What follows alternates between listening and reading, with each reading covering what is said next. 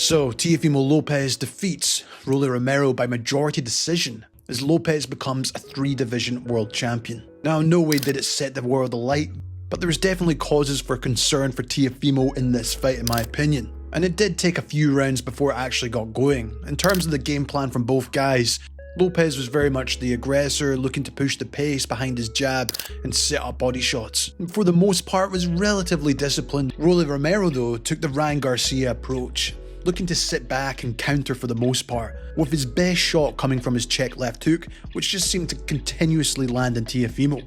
I think he actually really disguised it well by using the body jab, so when he did throw it from a longer range, it was catching Teo off guard continuously. And in my opinion, that in itself was keeping Lopez quite honest in terms of overcommitting, and instead looking to punch in 1s and 2s instead of fully letting his hands go. But as much as maybe Rolly was landing the cleaner, harder shots, the output and pressure from Lopez was winning the closer rounds in my opinion. However, the swing moment came in round 5.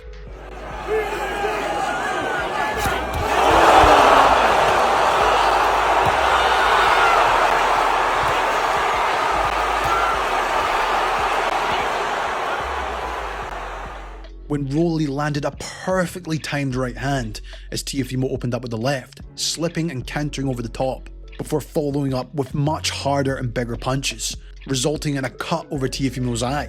In fact, I felt Lopez did very well to keep standing in that moment as he was clearly hurt, which I believe was a follow-up left hook which opened it up. Yeah, and I'm not gonna lie, Lopez survived a genuinely dangerous round.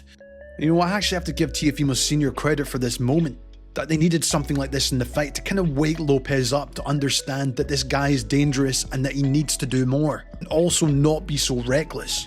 I do think that's what played out for the rest of the fight. I think Lopez did very well behind his jab, keeping at the mid-distance and not really fully opening up, punching in 1s and 2s, so he wouldn't give Romero the opportunities to counter him. And sure, Rolly still had some good shots in the second half of the fight, landing right-hand counters and his check hook continuously still. But I think the fact that Lopez was just disciplined enough just to use his jab and fight at that mid-distance really helped him bank the rounds in my opinion. In fact, landed a career high of jabs in this fight. I'm not gonna lie, after round 5, I thought maybe we could see a Teofimo collapse.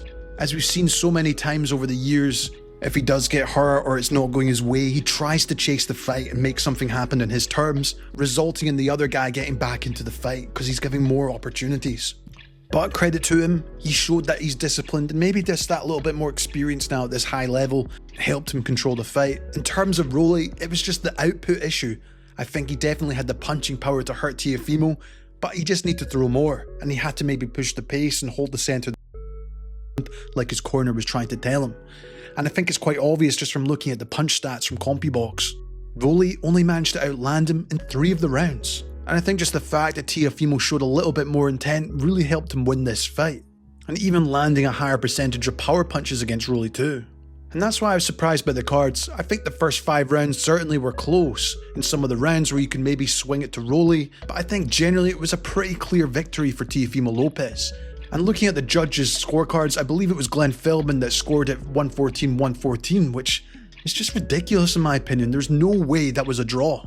Even the 115-113 was a bit too close for my liking too, so it was actually a good thing that Teofimo pushed the pace in the last couple of rounds. When somebody else does this, it's a masterclass. When I do it, it's self-explanatory, right? What do you think, if anything, was swaying the judges to lean to the side of Teofimo? You know, it's all political. I could have pressed more, of course. Anyone can, but, you know, championship fights, they're all close like this, especially with 2 high-level fighters.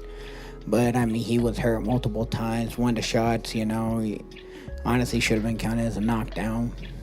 But, I mean, you know how it is. I mean, he survived, you know, he knows how to survive.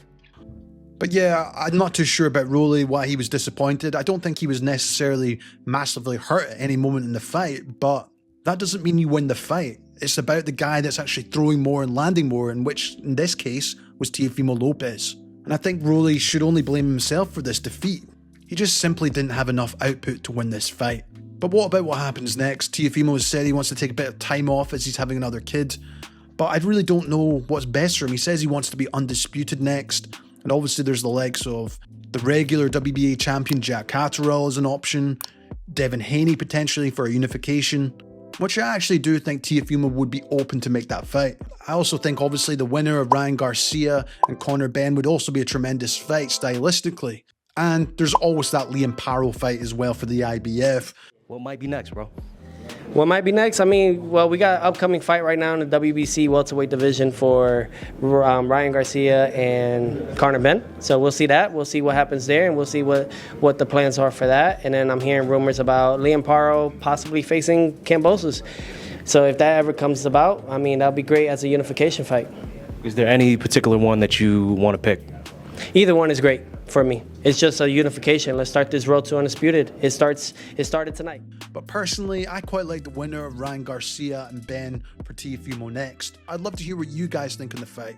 Do you think Rolly let himself down? And what did you think of Teofimo at welterweight? Do you think we'll see a more disciplined version of him? And do you think he'll struggle at 147 pounds? I'd love to know. As always, guys, it's been Jamie from Boxing Life. Thanks so much for watching, and I'll see you in the next one.